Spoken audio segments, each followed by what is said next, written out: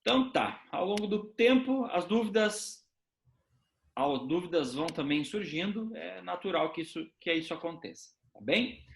Como é que eu organizei então para vocês essa parte da nossa matéria? Eu falei de pressupostos extrínsecos, pressupostos intrínsecos e de efeitos recursais. Agora nós vamos entrar nos recursos trabalhistas, um por um. Então eu tenho esse grande quadro ali que está na tela para vocês, que fala das espécies recursais. Então nós vamos agora, a partir dessa aula, nós vamos abordar embargos de declaração, nós vamos ver recurso ordinário, nós vamos ver recurso de revista, nós vamos ver agravo de instrumento e nós vamos ver recurso extraordinário, que não é um recurso necessariamente trabalhista, mas é aplicável também no processo do trabalho, né? Por quê? Porque vai ao STF, tá? Um dos recursos que não está aqui, que nós vamos ver depois em fase de execução, é o agravo de petição, tá?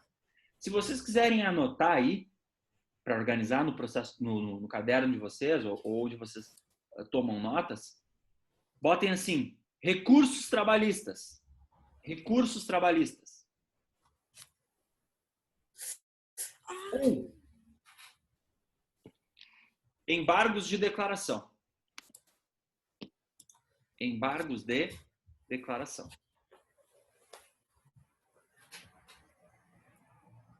Tá? Depois a gente volta um a um, só para vocês organizarem aí. 2. Recurso ordinário. 2. Recurso ordinário. 3. Recurso de revista. Recurso de revista.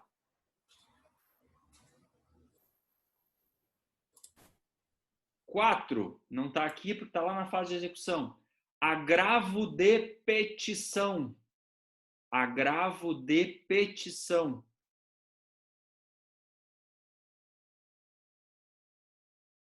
5. Agravo de instrumento. Agravo de instrumento. 6. Recurso extraordinário. Recurso extraordinário. Tá? Esses são os recursos seletistas ou CPCistas. Tá? Eu tenho ainda, claro, eu tenho o agravo interno, o agravo regimental, eu tenho os embargos às SDIs e SDCs, que são recursos regimentais.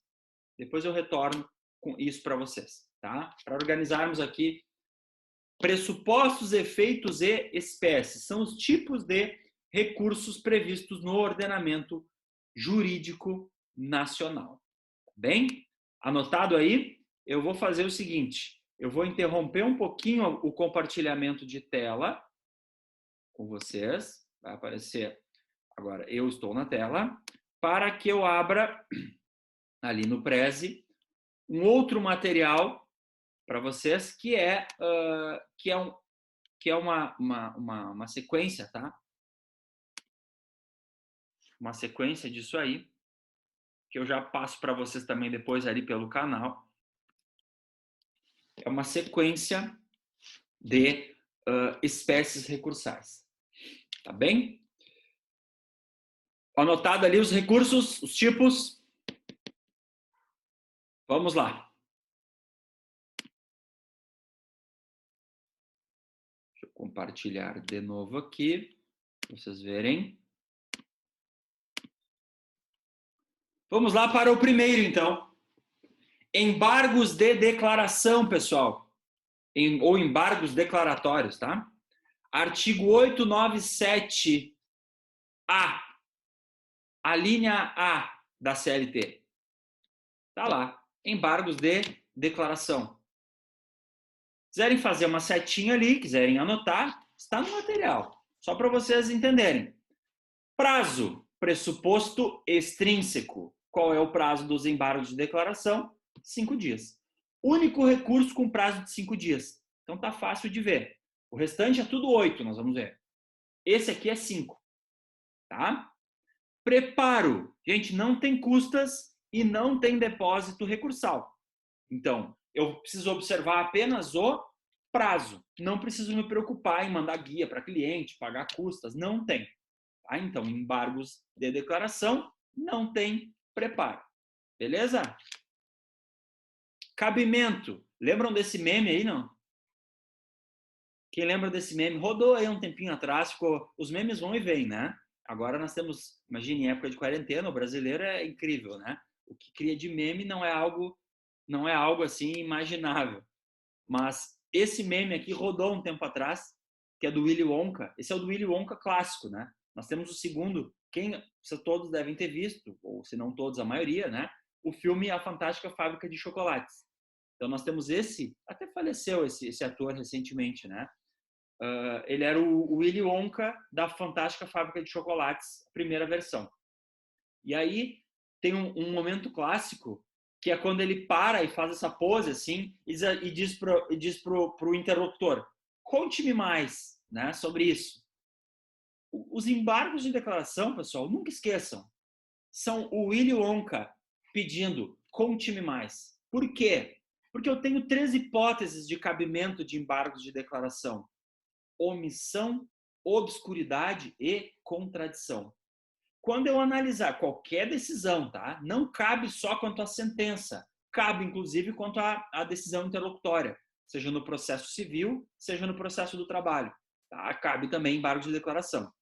Quando o juiz for omisso, esqueceu de alguma coisa? Acontece, né? O ser humano, ele é falível. Então ele pode ser omisso em algum ponto. Eu pedi horas extras e ele nem abordou o pedido de horas extras. Eu vou fazer embargos de declaração. Digo: olha, juiz, o senhor nem analisou o meu pedido de horas extras, por favor. A ED, embargo de declaração. A sentença foi obscura.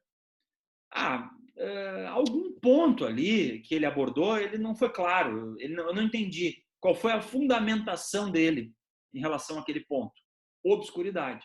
É um motivo para a gente fazer embargos de declaração. Contradição. Olha, o juiz disse que na fundamentação lá, que a gente viu, lá na fundamentação da sentença, o juiz disse que ele indeferia o pedido. Só que lá no dispositivo, lá embaixo, na conclusão da sentença, ele condenou a reclamada. Eu tenho uma contradição muito clara, né? Eu tenho que fazer o quê? Embargos de declaração, para sanar omissão, obscuridade ou contradição. Gente, em regra, tá? Embargos de declaração não tem efeito infringente ou efeito modificativo. Como regra de processo, ele vai ter um efeito de esclarecimento, de complementação. Tá? Como regra, ele vai poder questionar equívocos em pressupostos de admissibilidade recursal, por exemplo.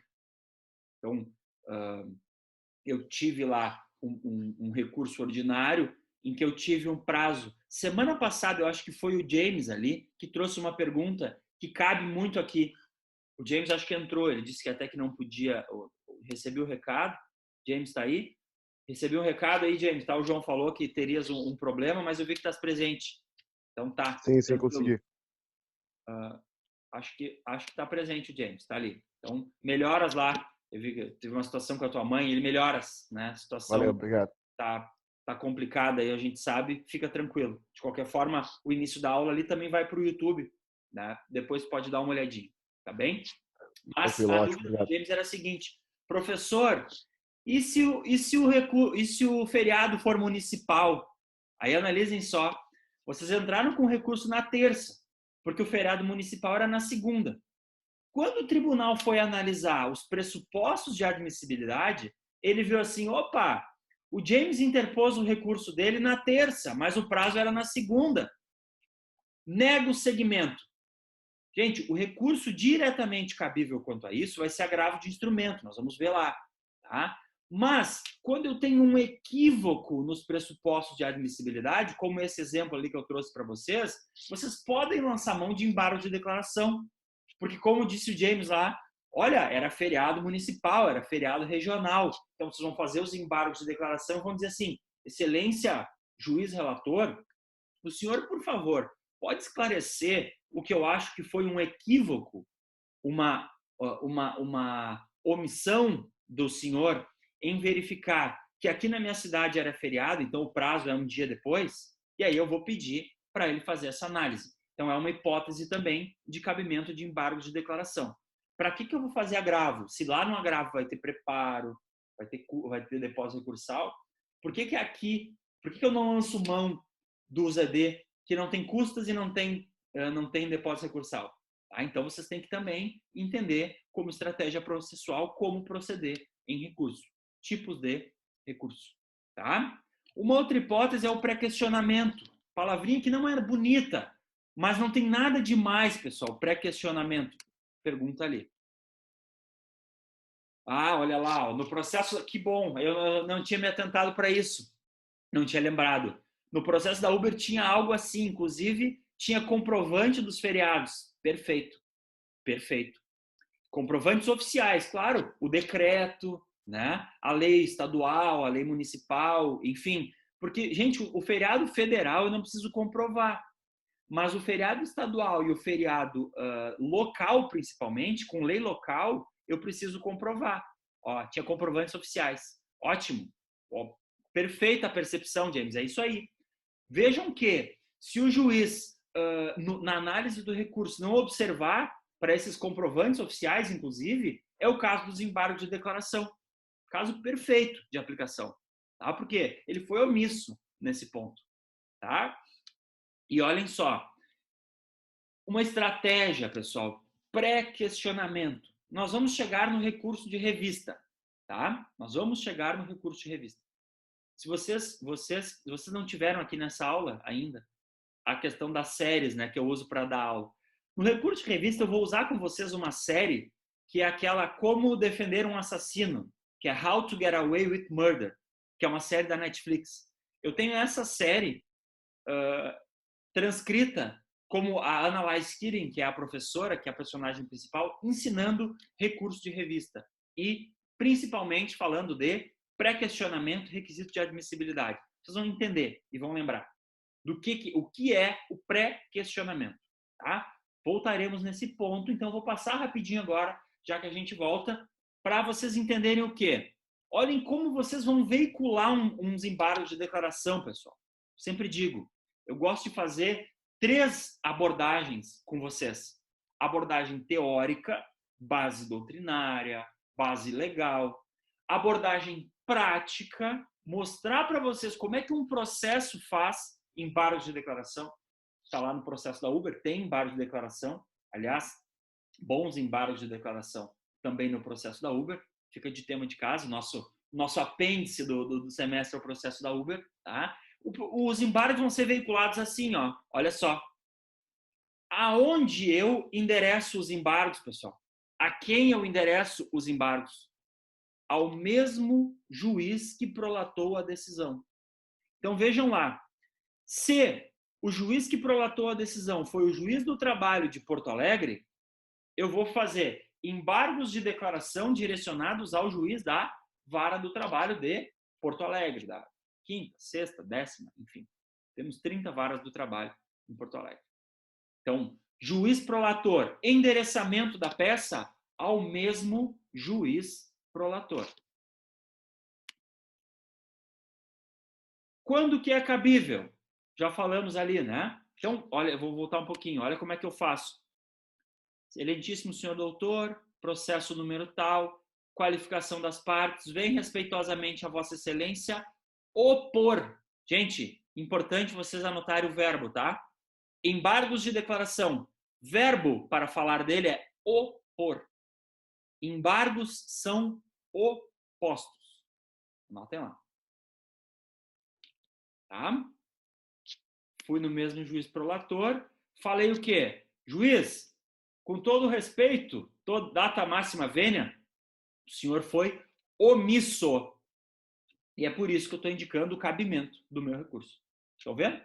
Endereçamento, prazo, admissibilidade. Estou fazendo uma abordagem do que é técnico de uma forma prática aqui para vocês na tela, com a fotinho de uma peça de embargos de declaração. Tá? Então, por que o recurso é cabível?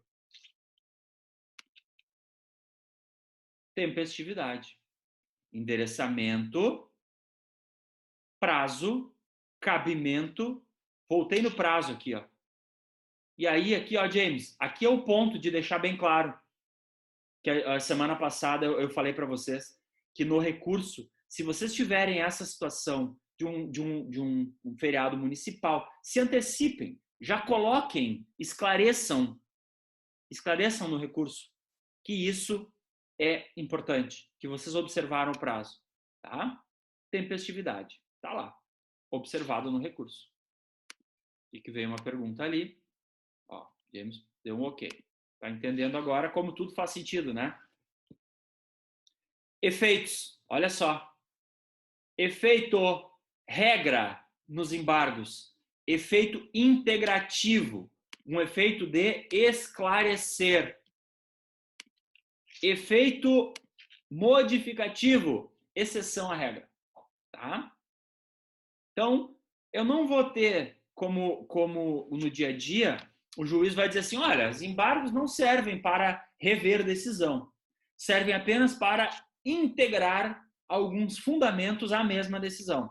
Então, como dia a dia, assim como regra geral, a minha esposa diz que eu falo muito regra geral, mas é que eu preciso falar isso, né? Ela diz que ela fica me escutando aqui e diz que eu falo muito em regra, muito regra geral. Mas eu preciso dizer para vocês o que é regra, o que é exceção. Então, às vezes não é só um cacuete, é uma necessidade. Então, como regra, vocês vão ter efeito meramente integrativo. Vou só agregar algum valor, algum elemento à minha decisão. Como exceção, vocês podem pedir o chamado efeito infringente ou efeito modificativo. Tá? Embargos de declaração, pessoal. Alguma dúvida? Olha o pedido lá. O que eu vou pedir? Vou pedir que sejam sanadas as omissões apontadas. É o que eu vou principalmente pedir. Sanada a omissão, sanada a obscuridade, sanada a contradição. Sob pena de negativa de prestação jurisdicional. Se o juiz não fizer isso e for muito importante, eu vou dizer assim, poxa, o juiz está negando a prestação jurisdicional a mim. Pode ser objeto de um futuro recurso. Estratégia processual. Tá? ED. Ok? Ok? Dúvidas? Fale agora ou cale-se para sempre. Não, não é assim, né? Mas agora é o momento adequado. Agora é o momento, é tempestividade agora. Não? Sob pena de preclusão. Preclusão consumativa. Não? Ok. Voltamos lá para o nosso quadro geral. Ó, pipocou ali uma ok também. Ó, não, senhor. O senhor não precisa, né? Não, tudo bem. Valeu, Jefferson. Vamos lá. Então, vamos agora, gente, a um recurso que é os embargos são usados por demais, né, no processo do trabalho, logicamente, não só no processo do trabalho, mas em tudo que é tipo de processo civil também. Muito importante. Gente, sejam chatos com a sentença, com as decisões, tá? Se não está dito, não está dito, eu não posso adivinhar naquela sentença. Então, quando não está dito o que deveria ser dito, é caso de embargos de declaração. Aliás, foi profética essa frase aí, né? Anotem. Anotem entre aspas ali. Anotem assim. Quando o que deve ser dito em decisão, quando o que deve ser dito em decisão, vírgula, mas deveria, quando o que não estiver dito em decisão, vírgula, mas deveria estar, é caso de ED, embargo de declaração. Tá? Ah, mas é que está subentendido. Peraí. Se está subentendido, não está dito. Se não está dito, não está nos autos. Se não está nos autos, não está no mundo. Isso é a lógica. Sejam chatos. Eu sou muito chato com embargos. Acho que os juízes não gostam, porque eu faço embargos de quase tudo. Não é para protelar. Às vezes eu sou advogado da parte autora. Eu quero que o processo corra e ande rápido. Mas se foi omisso, o que eu posso fazer? Tá? Ok? Bora lá. Embargos de declaração. Prazo foi lá. Deixa eu voltar só um pouquinho. Desculpa, voltei lá. Percorrendo novamente a linha do tempo. Embargos. Vamos agora ao recurso ordinário. Olha só, pessoal. Civilistas de plantão. Parou tudo. Gente, não existe recurso de apelação no processo do trabalho. Pelo amor de Deus. Erro grosseiro, erro feio. Imagina aparecer um recurso de apelação no processo do trabalho, né? E aí eu pego por azar ou sorte esse processo e olho. E aí tá um aluno meu, já pensou? Um ex-aluno meu fazendo recurso de apelação no processo do trabalho. Puxa vida, vai ser um desgosto pro prof, tá? Não façam isso, pelo amor de Deus, tá? Não tem recurso de apelação em processo do trabalho, ponto. Aí, professor, por que eu gosto tanto da apelação? Só porque a lei não quer. Não é que eu não queira, não é que eu não... O nome do recurso que faz às vezes de... Tá? Importante a gente saber isso. O recurso ordinário faz às vezes de recurso de apelação, mas não é recurso de apelação. Por quê? Bom, porque eu sou o Rafael, né? O João é o João, o Felipe é o Felipe, o Jefferson é o Jefferson. Quem nos nomeou assim não quer que a gente seja chamado por nome diferente. Então, quem nomeou o recurso lá na CLT, no artigo 895, não admite que ele seja nem chamado de forma diferente, porque o nomezinho dele é recurso ordinário. Ok? Então, gravem lá. Recurso ordinário, base legal, artigo 895 da CLT.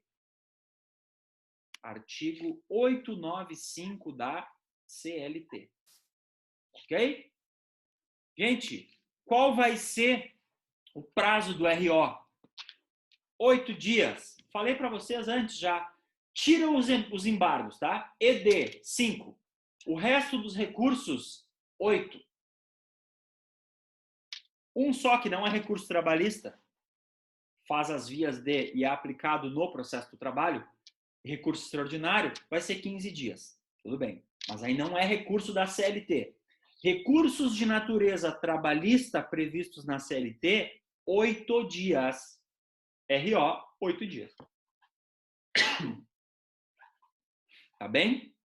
Prazo 8, tempestividade 8. Preparo, bingo. Terei custas, terei depósito recursal no RO. Lembram que nós, na aula passada, vimos como é que eu emito guia de custas? E vimos como é que eu emito depósito recursal. E falamos, inclusive, de valores. Lembram? Vou retomar com vocês. Vou retomar, porque isso aqui é muito importante. Vamos abrir um quadrinho branco aqui. Olha lá, ó. 2%. 2% de custas. Vamos lá. Abrir. Está aparecendo para vocês ali o quadrinho branco, né? Compartilhar. Quadro branco. Vamos lá. Vamos botar texto aqui. Custas igual 2% sobre valor da condenação. Tá? Vou deixar em vermelho aqui. Não gosto muito dessa cor, vocês sabem, né? Mas tudo bem, só para grifar. Custas, 2% do valor da condenação. Beleza? Vamos fazer assim, vou mais um texto aqui. Valor da condenação.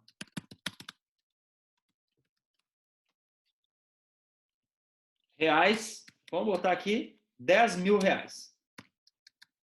10 mil reais. 10 mil reais. Vamos puxar mais um texto aqui. Custas. Quanto mesmo? Vi lá que veio uma perguntinha. Deixa eu abrir aqui. Até o 2% até o teto. Cuidado, né? Custas, boa. O James está sempre inspirado nas aulas, né? Ele sempre traz boas colocações. Boa. Gente, até a reforma trabalhista não tinha teto de custas, tá? Não havia teto de custas. Agora, a partir da reforma trabalhista, existe teto para custas. Vão lá na CLT, do Planalto, tá? Enquanto eu vou falando aqui, eu quero que vocês também ajam. Vocês não fiquem só passivos aí na sala de aula, na sala virtual. Vão lá na CLT, botem a CLT Planalto no Google.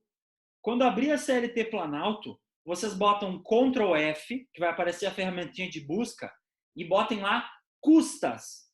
E aí vocês vão ver lá uma inovação sobre custas. E depois a gente volta a falar sobre custas.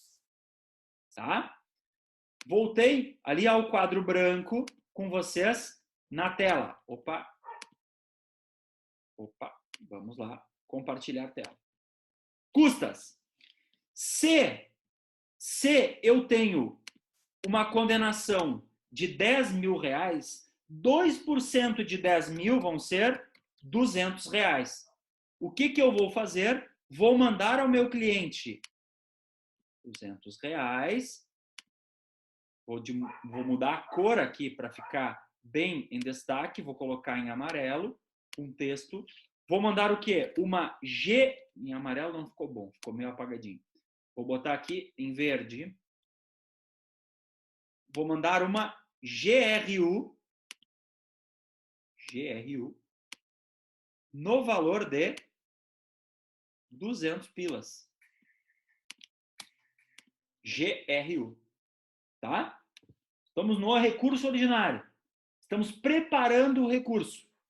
Valor da condenação, 10 mil reais. Valor da GRU, 200 pilas. 2%. Tá? Buenas. Além das custas, eu vou ter o depósito recursal. Vou deixar aqui em vermelho. Depósito recursal. Bom, se eu tenho um valor de condenação de 10 mil reais, qual é o valor primeiro que eu vou analisar para fazer o meu depósito? O valor da condenação. O valor da condenação é 10 mil reais. E aqui eu analiso o teto. Teto. Qual é o teto? Qual é o teto, James? Já que tu levantaste a lebre lá. Qual é o teto?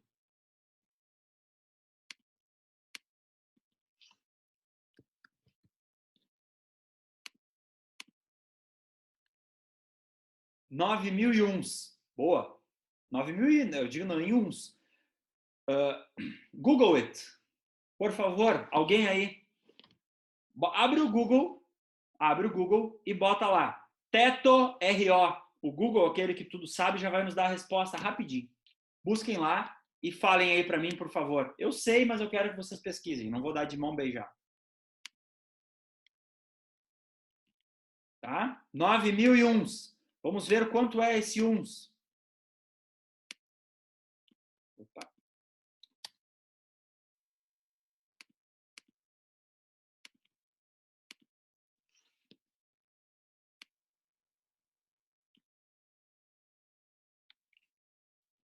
Quem viu lá, prende o grito. Que nem diz o Galdério.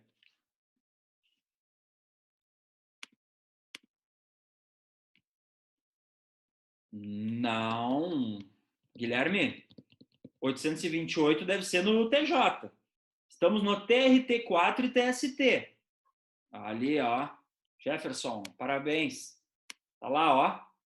Ctrl C.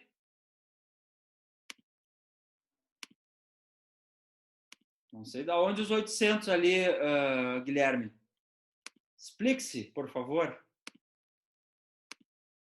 Ó, vou abrir o texto aqui. 9.828 com 51. Ó, vamos ver lá. Ah, tá. Ah, entendi. Desculpa, Guilherme. Eu que não entendi. É 9.828 com 51. Não 828 com 51. Perfeito. Tá, entendi. Não, eu que não tinha compreendido o Guilherme lá. Tá certo. Boa. Isso aí, Guilherme. Desculpa. Mal falha minha. Omissão, obscuridade ou contradição. Embargos de declaração. Tá bem. Show de bola. Olhem lá, então, na tela. Vou ter que mandar o que para o meu cliente? Ali no nosso recurso. Vou ter que mandar. Aqui. Vou mudar aqui. Vou ter que mandar uma guia de depósito no valor de 9.821 com 51. Deixa eu só fazer aqui. Ó. 9.821 com 51. GRU no valor de 200. Tá entendido, pessoal? Essa conta tá entendida? Novamente fizemos a conta, né? Ó, tô falando de uma condenação de 10 mil. Vou ao teto. Se a condenação fosse de 5 mil, eu depositaria 5 mil. Se a condenação fosse de 2 mil, eu depositaria 2 mil. Tá? Meu cachorro começou a latir agora que nem louco ali embaixo. Está participando da aula também, tá? Não se assustem. Eles sempre estão fazendo parte, né? Os cachorrinhos, os gatos estão fazendo parte das aulas ao vivo em momentos de quarentena. Está sendo natural isso. Tá? Entendido? Interrompi o compartilhamento, voltei para a aula, voltei para as espécies recursais, voltei para o preparo. Olhem lá. Chegou a sentença no meu escritório, seja reclamante ou reclamado. Eu vou fazer uma análise. Preciso mandar custas? Se eu for reclamante e tiver benefício da gratuidade, não tem custas. Reclamante jamais faz depósito recursal. Ponto. Se eu for reclamada, vou analisar o valor da condenação para pagar 2% de custas e para fazer o valor do depósito recursal. Acharam lá o valor do teto de custas após a reforma? Quem achou? Alguém? Ninguém? Sim, não, talvez?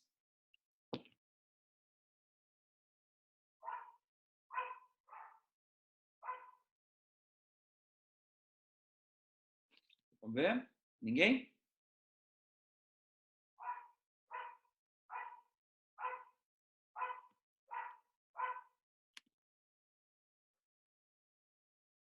Ó, vou compartilhar com vocês. Ó, surgiu uma resposta lá. Não entendi. Não, eu pedi para vocês darem um Google lá sobre se tem teto em custas ou não. Porque a gente tem o teto para depósito recursal. Mas pensem vocês se a sentença for de 10 milhões de reais. Calculem 2% sobre 10 milhões de reais. Quanto é de custas?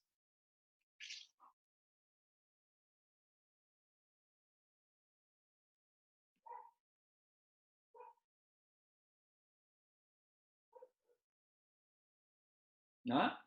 10 milhões de reais numa condenação. Quanto daria de custas? Muito zero, né?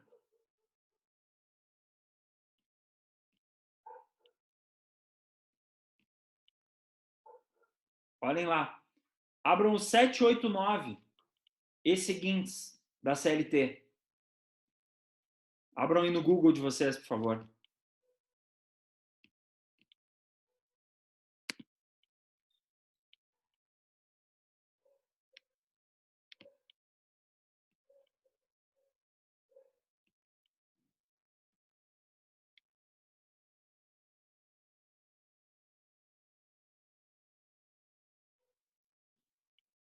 Acharam lá?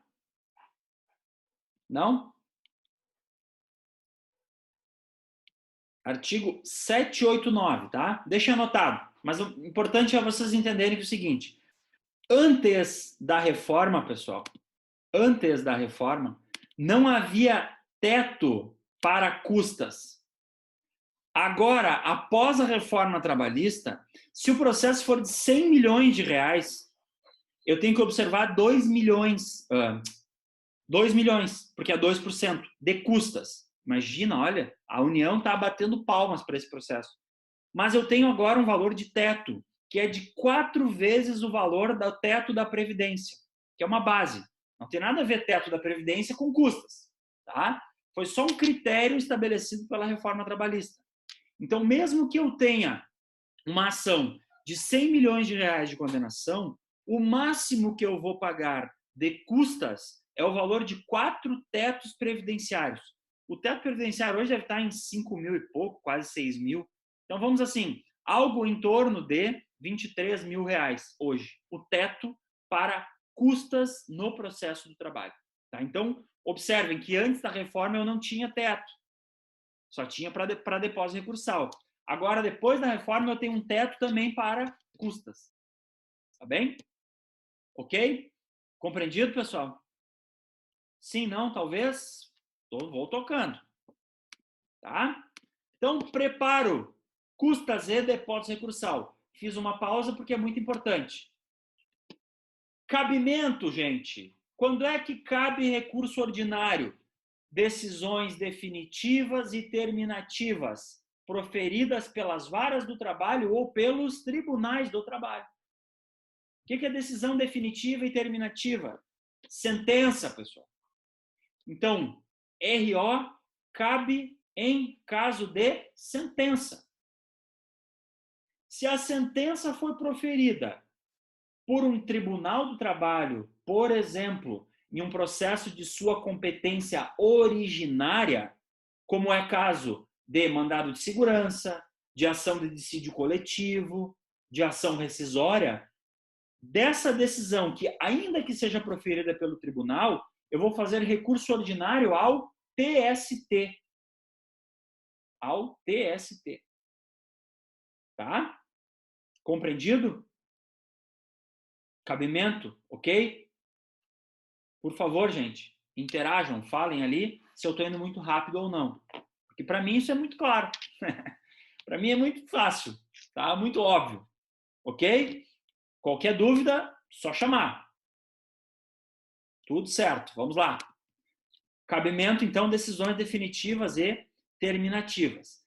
Rápido aqui para vocês entenderem como é que funciona, então, o juízo de admissibilidade e como é que esse processo anda no Tribunal Regional do Trabalho. Tá? Vou fazer o seguinte, é 10h14, está na hora do nosso intervalo. A gente toma um café e na volta reinicia a aula com o Tribunal Regional do Trabalho. Tá? Deixa eu só interromper o compartilhamento aqui. Ok? Intervalinho, pessoal. 10h35 a gente retoma. Tá? E aí retomamos com o vídeo ali. Cafezito. Vou lá encher o meu.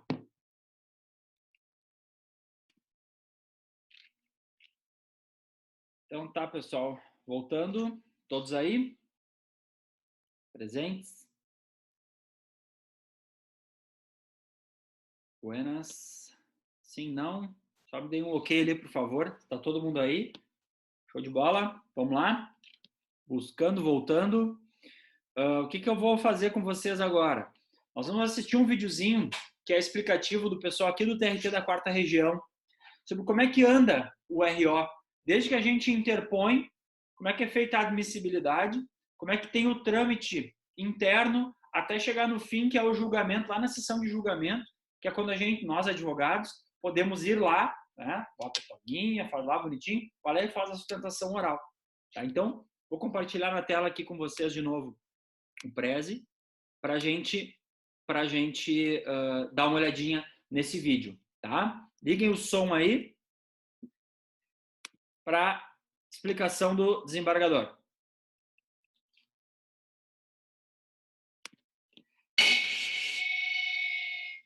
Após a tramitação de um processo no primeiro grau, é proferida uma sentença pelo juiz. Mas se alguma das partes não ficar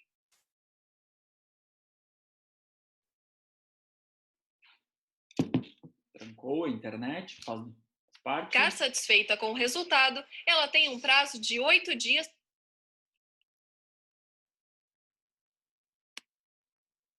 Vou voltar aqui, pessoal, por causa do trâmite. Após a tramitação de um processo no primeiro grau, é proferida uma sentença pelo juiz. Mas se alguma das partes não ficar satisfeita com o resultado, ela tem um prazo de 8 dias para recorrer. E o recurso é julgado aqui, no Tribunal Regional do Trabalho. Havendo recurso, o processo vem para o tribunal e é distribuído a qualquer dos desembargadores que compõem as turmas. São 44 desembargadores. É feito um sorteio de modo que durante o ano cada desembargador recebe igual número de processos.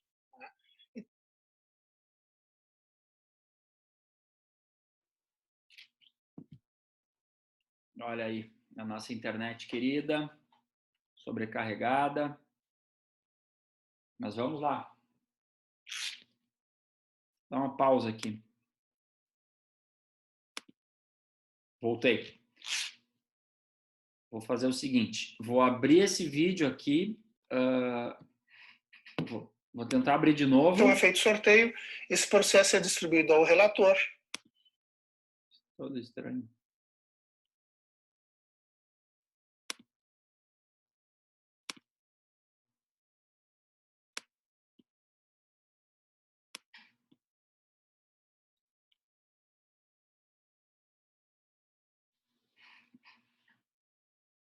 Agora está carregando, acho, pessoal.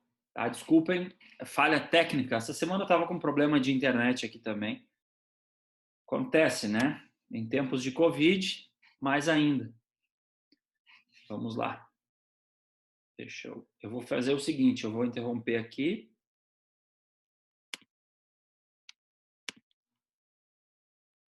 Só um minutinho. Buenas. O que vai acontecer ali, pessoal? Eu já vou rever aqui com vocês o vídeo. É uma explicação desse trâmite que eu quero que vocês prestem a seguinte atenção. Ele vai principalmente explicar como é que funciona essa situação dentro do tribunal. Tá? Por quê? Porque depois ali, depois que a gente faz o recurso, a gente tem todo esse trâmite lá perante o tribunal que deve ser observado não só como aquele momento lá final. O pessoal pensa assim, não, mas não quer dizer que eles nem leem o recurso, porque a gente vai lá no dia do julgamento, eles só fazem aquele blá, blá, blá, e aí nem leem o nosso recurso. Não. Tem todo um trâmite interno ainda antes de que chegue no momento do próprio julgamento, que é o dia em que as partes podem fazer a sustentação oral. E aí é importante que vocês entendam que a sustentação oral, ela é um último momento no processo, ela é muito importante, mas é importante que seja bem utilizada, né? Porque muitas vezes a sustentação oral, ela é utilizada de uma maneira em que o pessoal vai lá para falar, vamos pensar assim, chover no molhado, como diz o ditado popular, tá? Cuidado, tá, pessoal? Usem bem a sustentação oral, porque ela é um momento muito importante no processo, mas ela, ao mesmo tempo que é um momento muito importante no processo, ela tem que ser usada com a devida cautela. Tá? Então, o momento da sustentação oral, ele é aquele momento em que vocês ainda estão, ainda há possibilidade de reversão de alguma decisão, ou da manutenção da decisão, se for o caso dela ser uma boa decisão para o interesse de vocês, e vocês têm que se preparar para irem lá, e assim, é o último momento, se vocês conseguirem a vista do processo já, para que após aquilo ele vá de novo para o desembargador reanalisar, gente, já é uma vitória, tá? É difícil fazer mudar a decisão quando se chega nesse ponto. É complicado, tá? Mas é um momento muito importante. É um momento muito importante. Se preparem para fazer sustentação oral e saibam que tem muitos profissionais que trabalham só com isso.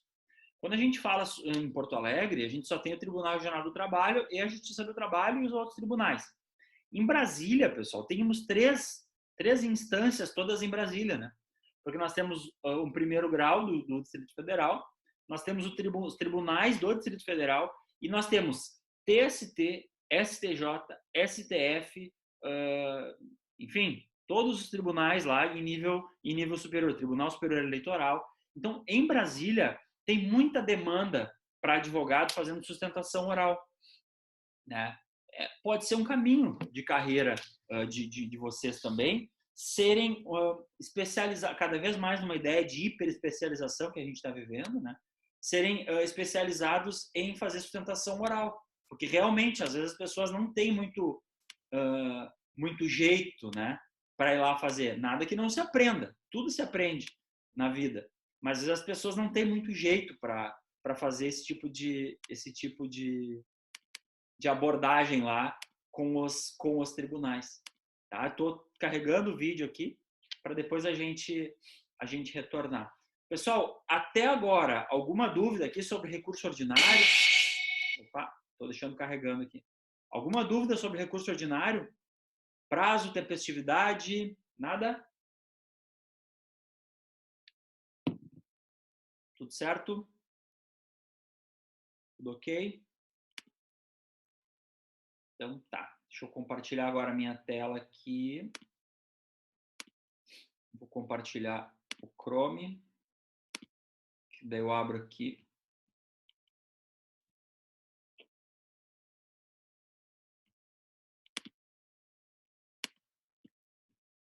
Tá muito devagar.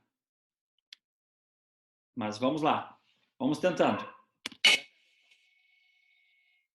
Após a tramitação de um processo no primeiro grau, é proferida Não está aparecendo a tela. uma sentença. Após a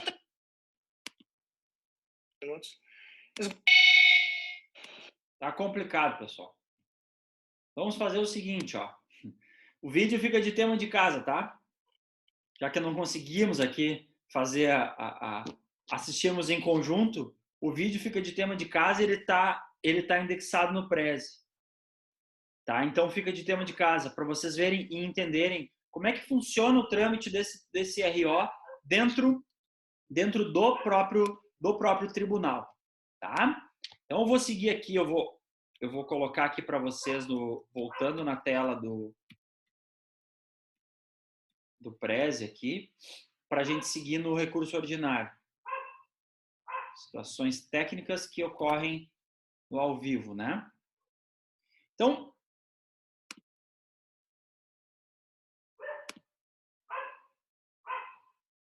como é que vai ser? Compartilhar tela. Prezi aqui. Então, como é que vai ser essa situação lá do recurso ordinário, tá? Vocês vão endereçar o recurso ordinário de vocês ao juízo que proferiu a decisão recorrida. Então, por exemplo, no caso da Uber ali, que se vocês olharem lá, era a 33ª Vara do Trabalho de Belo Horizonte, o juízo competente para processar e julgar o feito. O que vai acontecer? Ele vai receber, esse juízo vai receber o recurso ordinário e vai fazer, então, o primeiro juízo de admissibilidade recursal, em primeiro grau já. Vai analisar o quê? Cabimento, adequação, tempestividade, os pressupostos extrínsecos do recurso já vão ser analisados em um primeiro momento no primeiro grau. Então é importante que vocês encaminhem corretamente e façam exatamente a abordagem de pressupostos extrínsecos da forma mais clara possível. Para quê? Para que o processo ultrapasse um primeiro juízo de admissibilidade. Olha ali. Olha os pressupostos extrínsecos na tela. Prestem atenção.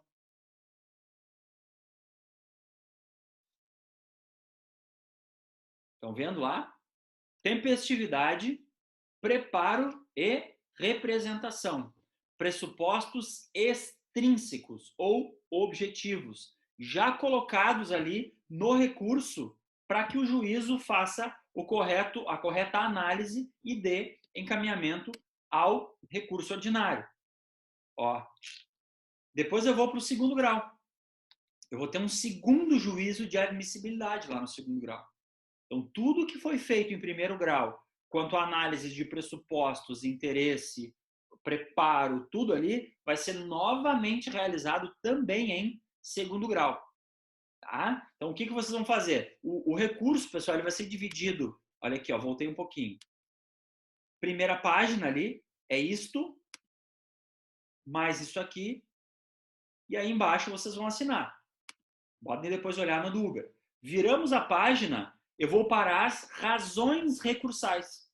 Então, nas razões recursais, é aqui que eu estou entrando na questão de análise de mérito, de análise de preliminares. Eu passei a análise, vamos pensar assim, deixei de me preocupar só com a questão de admissibilidade e agora estou fazendo o quê? Arguindo as razões do recurso ordinário para que o tribunal, então, reanalise a matéria de fato e de direito. Tá? O que eu vou pedir no meu RO? Gente, olhem as letrinhas mágicas que estão na tela aí para vocês. Todo e qualquer recurso vai sempre ter um pedido nesse formato. Podem dar... Bom, vai ficar com vocês isso aqui. Podem anotar, podem dar print na tela. É assim que vai funcionar.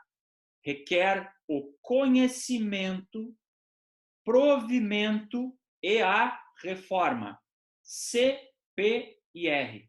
Conhecimento, provimento e reforma. Isso é o que deve ser pedido em qualquer recurso, pessoal. São as palavras mágicas. Eu peço para que o recurso seja conhecido, para que o recurso seja provido e para que a decisão seja reformada. CPIR. Prova de OAB cobra isso. Muita atenção. Deixem anotado aí. Grifem esse macete, tá?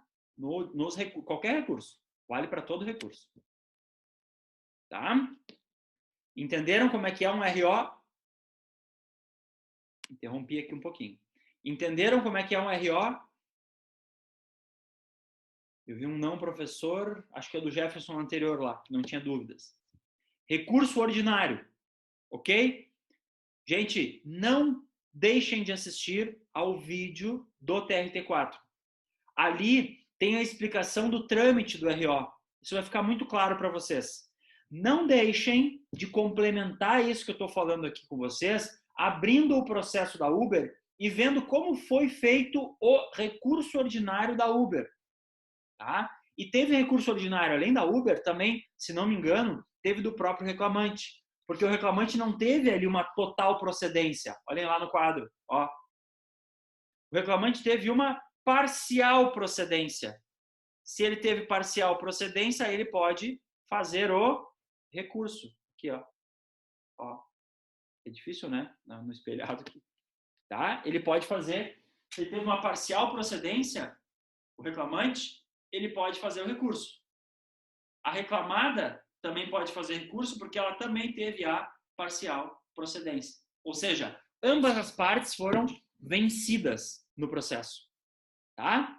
Embargos de declaração, recurso de revista. Ok? Eu vou tentar abrir um videozinho aqui para vocês, que é sensacional. Vamos ver se o YouTube vai nos permitir, né?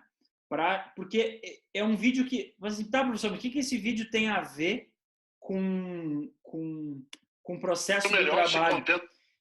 Esse vídeo é um vídeo do Mário Sérgio Cortella. Você vai carregar aqui.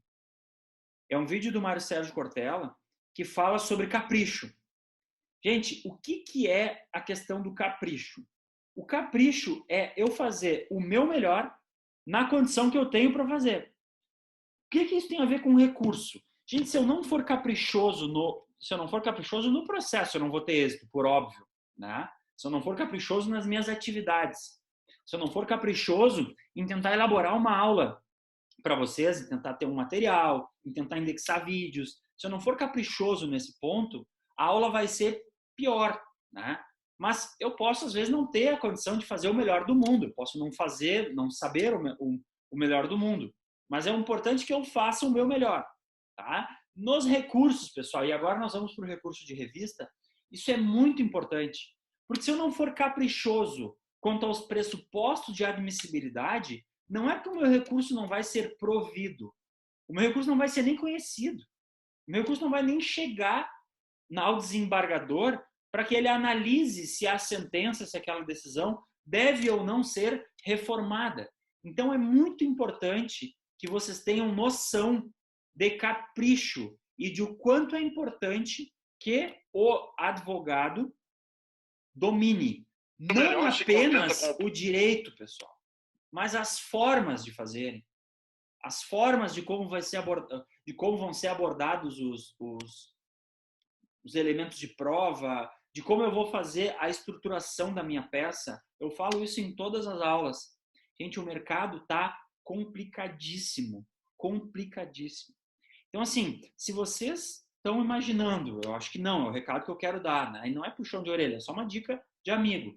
Se vocês estão imaginando que vocês precisam saber só direito no mercado de hoje, ainda mais agora pós-Covid, gente, o mercado é de robô para fazer petição. O mercado é de modelos, excelentes modelos de petição, todos eles prontos, só para serem ajustados. Então, quem se limitar a ser um mero repetidor de conteúdo e não tiver capacidade de criar, não tiver capacidade criativa de fazer bons trabalhos, de elaborar novas formas de jurídicas, formas de colocar as situações... Gente, assim, ó, não vai conseguir. Lamento dizer a vocês, não vai conseguir ter êxito no mercado. O mercado está muito competitivo, tem muita gente, tem muita tecnologia, tem muita coisa boa acontecendo, tá? Para vocês terem ideia, a gente está falando, eu estou participando de um evento agora, em que a nossa missão agora no sábado vai ser construir um chatbot, que é um robô de chat, para fazer uma análise de um determinado risco. Gente, isso é realidade para advocacia, é um curso de direito, tá? Em que a gente vai programar um robozinho que é um robô de chat para fazer uma determinada análise. Já temos em Porto Alegre mesmo, escritório de um colega que faz ajuizações, em que é um robozinho que vai dando todos os parâmetros da ação e ele gera uma ação pronta. Tá? Claro, por que eles fizeram isso? Não é porque eles não queiram trabalhar, porque eles querem trabalhar mais. Em vez de fazer um processo por dia, eles fazem 50, 100 processos por dia. E aí conseguem ganhar. Então, o capricho, gente, essa análise, essa abordagem do que fazer e de como fazer as coisas, ela é muito importante em um mundo, em uma realidade nossa, cada vez mais competitiva. Tá? Eu estou falando aqui para dar uma enrolada para tentar ver se abre aqui o YouTube. Eu fechei de novo e abri de novo. Tá fazendo